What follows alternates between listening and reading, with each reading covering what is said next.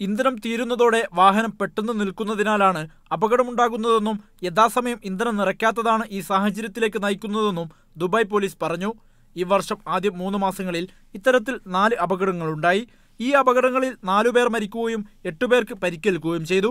2013 3 അപകടങ്ങളായിരുന്നു ഇത്തരത്തിലുണ്ടായത്. ഇതിൽ 3 പേർ മരിക്കുകയും 2 പേർക്ക് പരിക്കേൽക്കുകയും ചെയ്തു. ടയർ പൊട്ടൽ പോലുള്ള അടിയന്തര സാഹചര്യങ്ങളിൽ വാഹനങ്ങൾ ഗതാഗത പാതയിൽ നിന്ന് മാറ്റിയിടണമെന്ന് പട്രോൾസ് വകുപ്പ് ഡയറക്ടർ മേജർ അഹമ്മദ് അത്തീഖ് അൽ-കത്ബി പറഞ്ഞു. ഇങ്ങനെ നിർത്തിയിട്ട വാഹനങ്ങൾക്ക് അല്പം മീറ്ററുകൾ അകലെയായി ചുവന്ന ത്രികോണ മുന്നറിയിപ്പ് സ്ഥാപിക്കണം.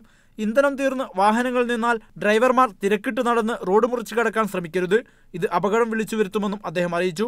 ഓടിക്കൊണ്ടിരിക്കെ ഇന്ധനം തീരുന്ന കാരണത്താൽ 3 ദിവസത്തിൽ ശരാശരി ഒരു ഫോൺ വിളി ലഭിക്കുന്നുണ്ടെന്ന് റെസ്ക്യൂ വകുപ്പ് ഉദ്യോഗസ്ഥൻ ലഫ്റ്റനന്റ് മുഹമ്മദ് അസീസി പറഞ്ഞു. മിക്കപ്പോഴും സ്ത്രീകളാണ് ഇത്തരം സാഹചര്യങ്ങളിൽ അകപ്പെടുന്നത്. ഇങ്ങനെ സംഭവിച്ചാൽ വാഹനം ഹാർഡ് ഷോൾഡറിലേക്ക് മാറ്റിയിടാനാണ് ആദ്യം പോലീസ് നൽകുന്ന ഉപദേശം. പിന്നീട് മറ്റു വാഹനങ്ങൾ ഇടാതിരിക്കാൻ ഡ്രൈവർ ഹാർഡ് ഷോൾഡറിൽ നിന്ന് അകലേക്ക് മാറണം.